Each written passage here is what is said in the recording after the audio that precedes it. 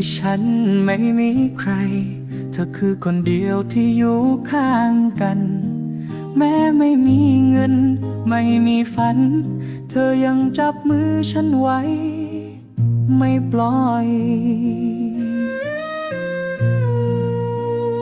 วันที่โลกมันหมุนช้าเธอยังยิ้มให้ทุกน้ำตาฉันล้มกี่ครั้งเธอไม่ว่าเธอคือแรงใจที่ฉันศรัทธา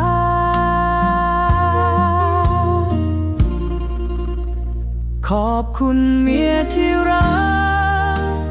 ที่ไม่เคยจากฉันไปแม้วันที่ไม่มีอะไร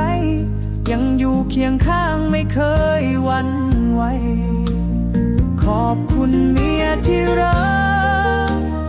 ที่ให้ทั้งหัวใจฉันโชคดีที่มีเธอเป็นเมียที่แสนดี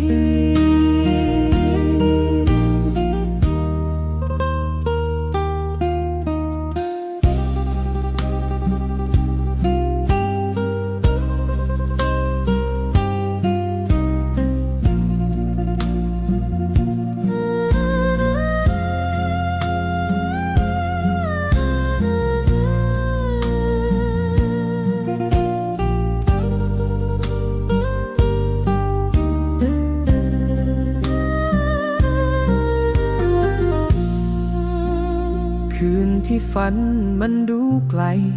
เธอบอกว่าเราจะไปด้วยกันแม้จะเหนื่อยจะลำบากแค่ไหน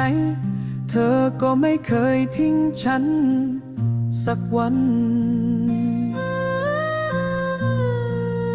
วันนี้ฉันมีแค่ใจแต่ใจฉันมีเธอเต็มทุกวันไม่มีคำไหนจะดีพอนอกจากคำว่าขอบคุณจากใจ